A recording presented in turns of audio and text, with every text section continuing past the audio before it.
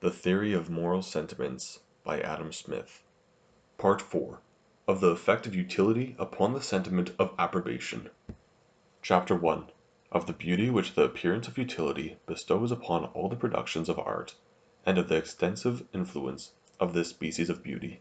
That utility is one of the principal sources of beauty has been observed by everybody, who has considered with any attention what constitutes the nature of beauty. The conveniency of a house gives pleasure to the spectator as well as its regularity, and he is as much hurt when he observes a contrary defect, as when he sees the correspondent windows of different forms or the door not placed exactly in the middle of the building. That the fitness of the system or machine to produce the end for which it is intended bestows a certain propriety of beauty upon the whole, and renders the very thought and contemplation of it agreeable, is so very obvious that nobody has overlooked it. The cause, too, why utility pleases, has of late been assigned by an ingenious and agreeable philosopher, who joins the greatest depth of thought to the greatest elegance of expression, and possesses the singular and happy talent of treating the abstrusest subjects not only with the most perfect perspicuity, but with the most lively eloquence. The utility of any object, according to him, pleases the master by perpetually suggesting to him the pleasure or conveniency which it is fitted to promote. Every time he looks at it, he is put in mind of this pleasure, and the object in this manner becomes a source of perpetual satisfaction and enjoyment. The spectator enters by sympathy into the sentiments of the master, and necessarily views the object under the same agreeable aspect. When we visit with the palaces of the great, we cannot help conceiving the satisfaction we should enjoy if we ourselves were the masters, and were possessed of so much artful and ingeniously contrived accommodation. A similar account is given why the appearance of inconveniency should render any object disagreeable both to the owner and to the spectator. But that this fitness, this happy contrivance of any production of art, should often be more valued than the very end for which it was intended, and that the exact adjustment of the means for attaining any conveniency or pleasure should frequently be more regarded than that very conveniency or pleasure in the attainment of which their whole merit would seem to consist, has not, so far as I know, been yet taken notice of by anybody. That this, however, is very frequently the case may be observed in 1,000 instances, both in the most frivolous and in the most important concerns of human life. When a person comes into his chamber, and finds the chairs all standing in the middle of the room, he is angry with his servant, and rather than see them continue in that disorder, perhaps takes the trouble himself to set them all in their places, with their backs to the wall. The whole propriety of this new situation arises from a superior conveniency in leaving the floor free and disengaged. To attain this conveniency he voluntarily puts himself to more trouble than all he could have suffered from the want of it, since nothing was more easy than to have set himself down upon one of them, which is probably what he does when his labor is over. What he wanted therefore, it seems, was not so much this conveniency as that arrangement of things which promotes it. Yet it is this conveniency which ultimately recommends that arrangement and bestows upon it the whole of its propriety and beauty. A watch in the same manner that falls behind above 2 minutes in a day is despised by one curious in watches. He sells it perhaps for a couple of guineas, and purchases another at 50, which will not lose above a minute in a fortnight. The sole use of watches, however, is to tell us what o'clock it is, and to hinder us from breaking any engagement or suffering any other inconveniency by our ignorance in that particular point. But the person so nice with regard to this machine will not always be found either more scrupulously punctual than any other man, or more anxiously concerned upon any other account to know precisely what time of day it is. What interests him is not so much the attainment of this piece of knowledge as the perfection of the machine which serves to attain it. How many people ruin themselves by laying out money on trinkets of frivolous utility? What pleases these lovers of toys is not so much the utility as the aptness of the machines which are fitted to promote it. All their pockets are stuffed with little conveniencies. They contrive new pockets, unknown in the clothes of other people, in order to carry a greater number.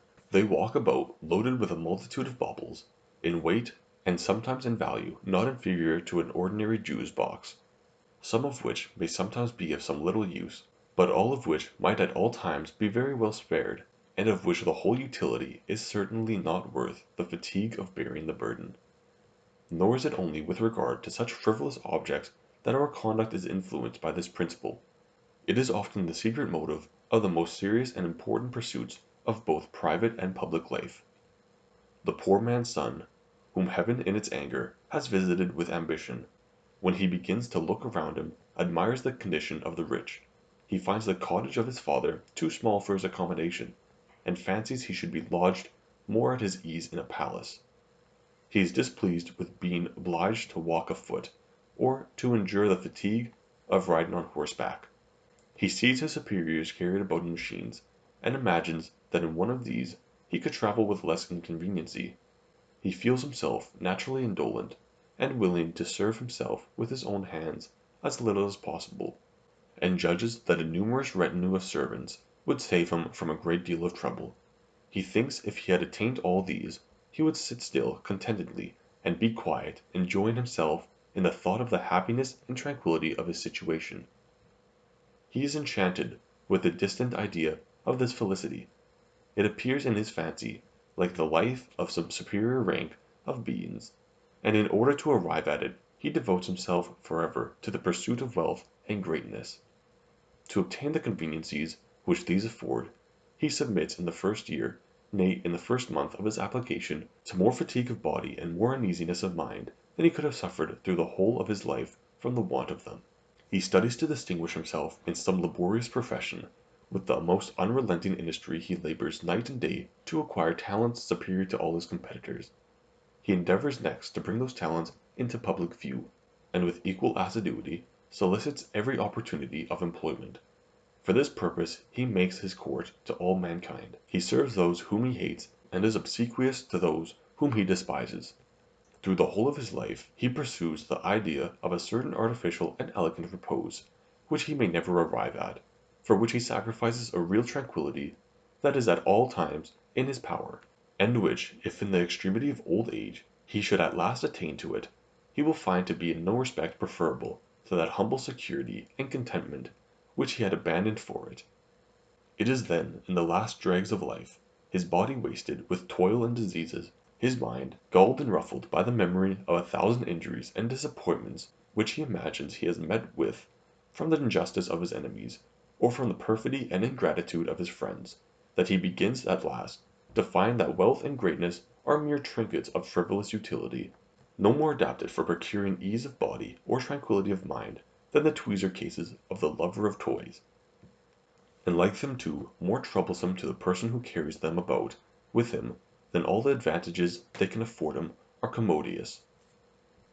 There is no other real difference between them, except that the conveniencies of the one are somewhat more observable than those of the other. The palaces, the gardens, the equipage, the retinue of all the great, are objects of which the obvious conveniency strikes everybody. They do not require that their masters should point out to us wherein consists their utility. Of our own accord we readily enter into, and by sympathy enjoy and thereby applaud the satisfaction which they are fitted to afford him.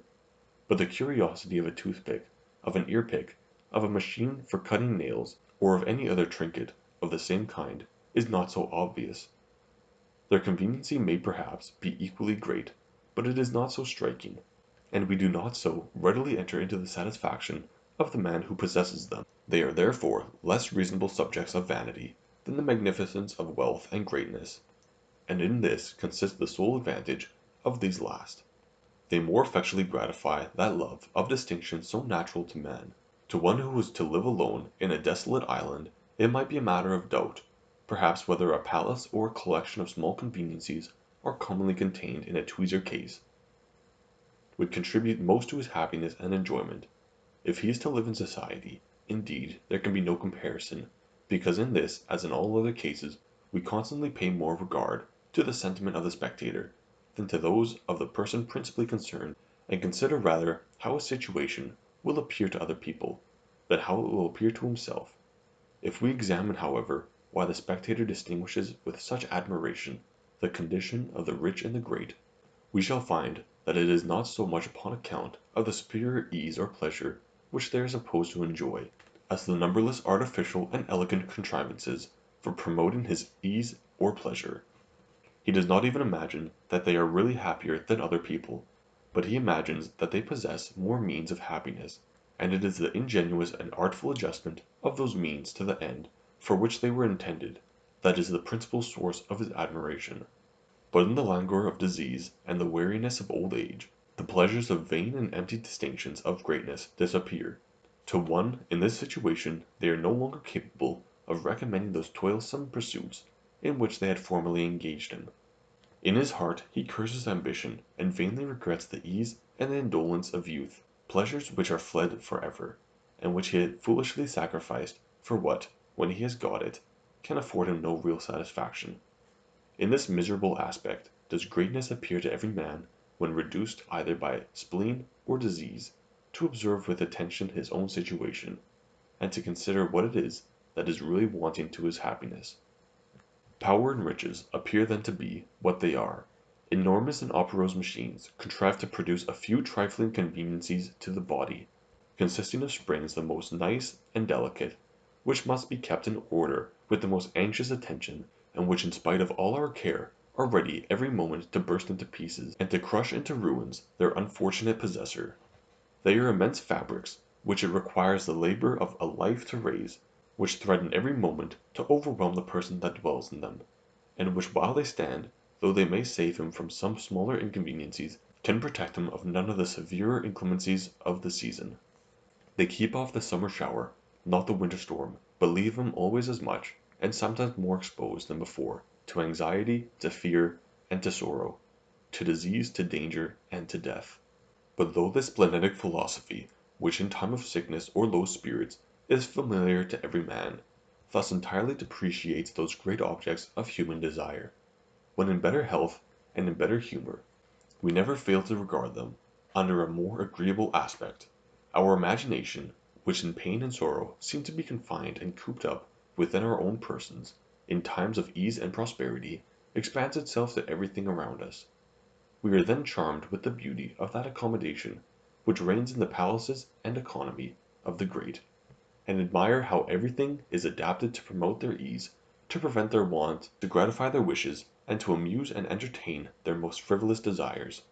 If we consider the real satisfaction which all these things are capable of affording, by itself and separated from the beauty of that arrangement which is fitted to promote it, it will always appear in the highest degree contemptible and trifling.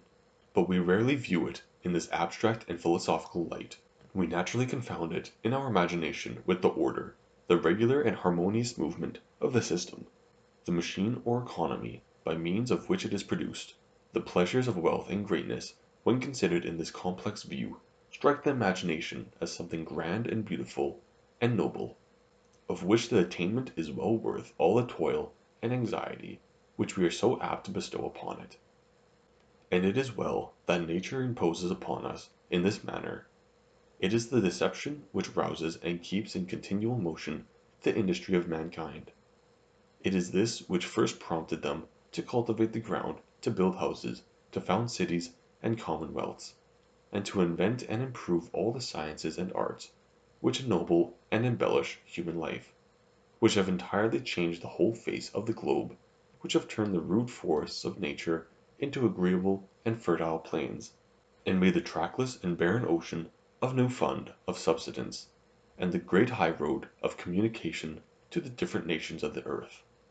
The earth by these labors of mankind has been obliged to redouble her natural fertility, and to maintain a greater multitude of inhabitants. It is to no purpose that the proud and unfeeling landlord views his extensive fields, and without a thought for the want of his brethren, in imagination consumes himself the whole harvest that grows upon them. The homely and vulgar proverb, that the eye is larger than the belly, never was more fully verified than with regard to him. The capacity of his stomach bears no proportion to the immensity of his desires, and will receive no more than that of the meanest peasant. The rest he is obliged to distribute among those who prepare in the nicest manner that little which he himself makes use of, among those who fit up the palace in which this little is to be consumed, among those who provide and keep in order all the different baubles and trinkets which are employed in the economy of greatness, all of whom thus derive from his luxury and caprice that share of necessaries of life, which they would in vain have expected from his humanity or his justice. The produce of the soil maintains at all times nearly that number of inhabitants which it is capable of maintaining. The rich only select from the heap what is most precious and agreeable. They consume little more than the poor, and in spite of their natural selfishness and rapacity, though they mean only their own conveniency, though the sole end which they propose from the labors of all those thousands whom they employ be the gratification of their own vain and insatiable desires, they divide with the poor the produce of all their improvements. They are led by an invisible hand to make nearly the same distribution of the necessaries of life which would have been made, had the earth been divided into equal portions among all its inhabitants, and thus, without intending it, without knowing it, advance the interests of society, and afford means to the multiplication of the species. When Providence divided the earth among a few lordly masters, it neither forgot nor abandoned those who seem to have been left out in the partition. These last, too, enjoy their share of all that it produces. In what constitutes the real happiness of human life, they are in no respect inferior to those who would seem so much above them. In ease of body and peace of mind, all the different ranks of life are nearly upon a level, and the beggar who suns himself by the side of the highway possesses that security which kings are fighting for. The same principle, the same love of system, the same regard to the beauty of order, of art and contrivance, frequently serves to recommend those institutions which tend to promote the public welfare. When a patriot exerts himself for the improvement of any part of the public police, his conduct does not always arise from pure sympathy with the happiness of those who are to reap the benefit of it. It is not commonly from the fellow feeling with carriers and wagoners that a public spirited man encourages the mending of high roads. When the legislature establishes premiums and other encouragements to advance the linen or woolen manufactures, its conduct seldom proceeds from pure sympathy with the wearer of cheap or fine cloth, and much less from that with the manufacturer or merchant. The perfection of police, the extension of trade and manufactures, are noble and magnificent objects. The contemplation of them pleases us, and we are interested in whatever can tend to advance them. They make part of the great system of government, and the wheels of the political machine seem to move with more harmony and ease by the means of them. We take pleasure in beholding the perfection of so beautiful and grand a system, and we are uneasy till we remove any obstruction that can in the least disturb or encumber the regularity of its motions. All constitutions of government, however, are valued only in proportion as they tend to promote the happiness of those who live under them. This is their sole use and end.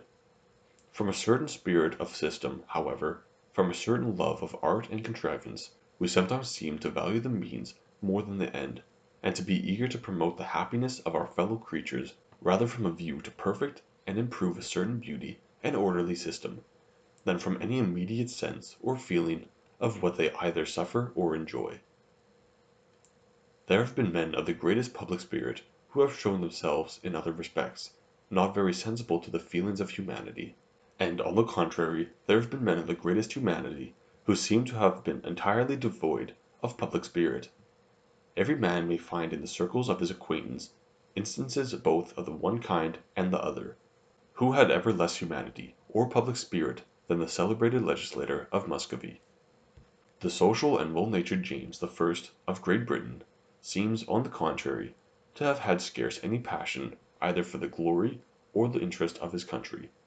Would you awaken the industry of the man who seems almost dead to ambition, it will often be to no purpose to describe to him the happiness of the rich and great, to tell him that they are generally sheltered from the sun and the rain, that they are seldom hungry, that they are seldom cold, and that they are rarely exposed to weariness, or to want of any kind. The most eloquent exhortation of this kind will have little effect upon him. If you would hope to succeed, you must describe to him the conveniency and arrangement of the different apartments in their palaces. You must explain to him the propriety of their equipages, and point out to him the number, the order, and the different offices of all their attendants. If anything is capable of making impression upon him, this will.